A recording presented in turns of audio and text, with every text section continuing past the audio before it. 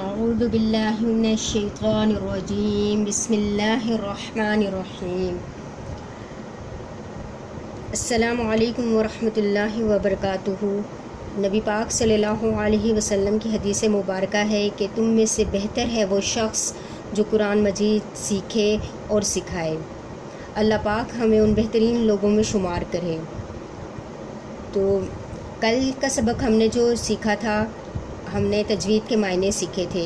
میری دعا ہے اور میری خواہش ہے کہ اللہ پاک ہم سب کو قرآن پاک تجوید کے ساتھ پڑھنے کی توفیق عطا فرمائے۔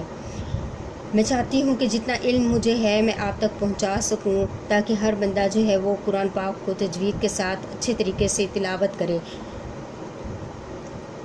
تو کل ہم نے سیکھا تھا کہ تجوید کے معنی کیا ہیں۔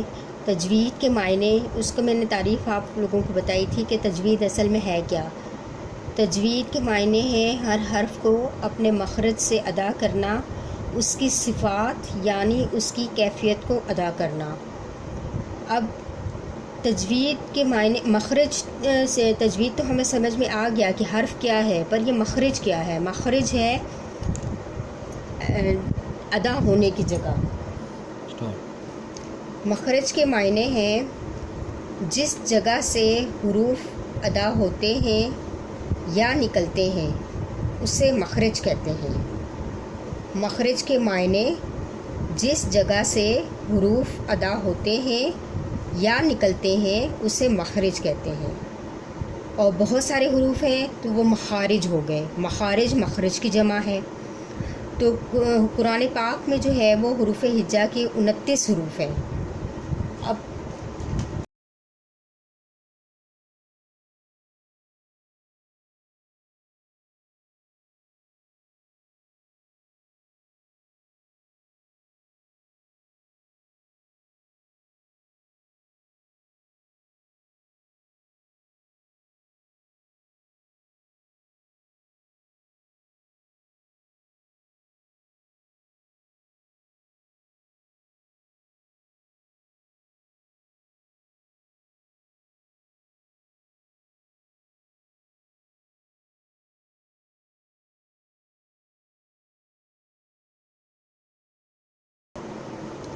یہ قرآن پاک میں یہ جو قرآن پاک جن حروف سے مل کر یعنی کہ جڑ کے جو ہے بنا ہے، وہ یہ حروف ہجا کے 29 حروف ہیں۔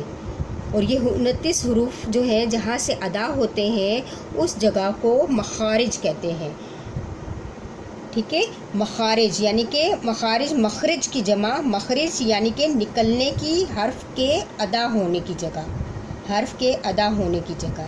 ٹھیک ہے، اور یہ 29 حروف جہاں سے ادا ہوتے ہیں وہ مخارج ہیں، اور مخارج کے مقامات جو ہیں وہ کل 17 ہیں۔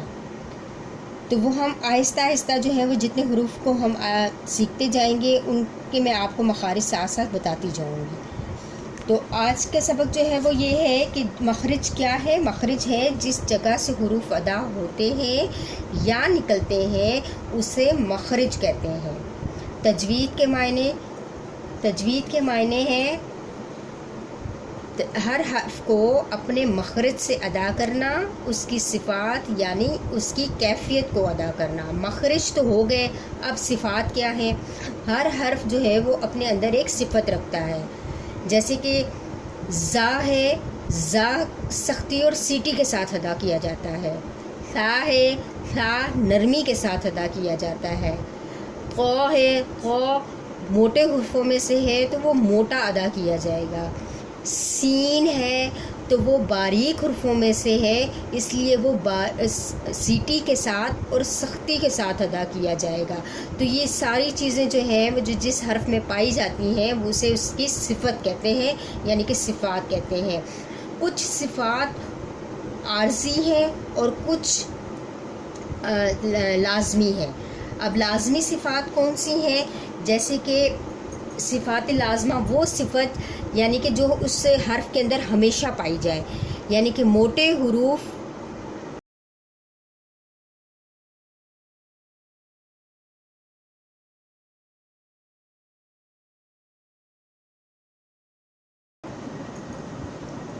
جیسے کہ صفات لازمہ۔ اب صفات لازمہ کون سی صفت ہے؟ وہ صفت جو کسی حرف میں ہمیشہ پائی جائے. جیسے کہ موٹے حروف، آپ کی آسانی کے لیے میں بتا دیتی ہوں، جیسے کہ موٹے حروف ہمیشہ موٹے پڑھے جاتے ہیں. قرآن پاک میں جہاں کہیں بھی موٹے حروف آئیں گے، ہم آگے چل کے انشاءاللہ العزیز موٹے حروف بھی جان سکیں گے کہ موٹے حروف کون سے ہیں. تو موٹے حروف ہمیشہ قرآن پاک میں جہاں کہیں آتے ہیں موٹے پڑھے جاتے ہیں، یعنی کہ یہ ان کی صفت لازمہ ہے، وہ ان میں ہمیشہ پائی جاتی ہے. جیسے کہ قل، قل یہ باریک نہیں پڑھا جا سکتا کیونکہ قاف، 2 نقطے والا قاف جو ہے وہ موٹے حروفوں میں سے ہے، اس لیے یہ ہمیشہ موٹا پڑھا جائے گا. تو یہ اس کی صفت لازمہ ہے. قاف کی جو صفت ہے وہ کیا ہے؟ موٹائی. یہ اس کی صفت لازمہ ہے. ٹھیک ہے.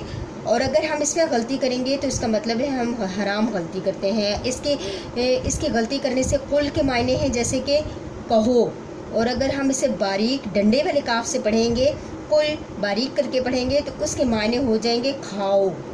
تو یہ نعوذ باللہ ہم مطلب کتنی بڑی غلطی کریں گے، اس لیے ہمیں اس سے بچنا بہت ضروری ہے.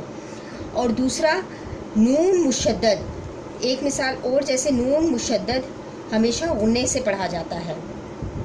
نون مشدد ہمیشہ غنّے سے پڑھا جاتا ہے، یہ اس کی صفت ہے نون مشدد کی، یعنی کہ نون تشدید والا، جس کے اوپر یہ 3 دندانے والی شکل ہوگی تشدید والا، اور یہ تشدید جس حرف کے اوپر آتا ہے تو وہ مشدد کہلاتا ہے. تو یہ نون کے اوپر تشدید ہے تو یہ نون مشدد ہے.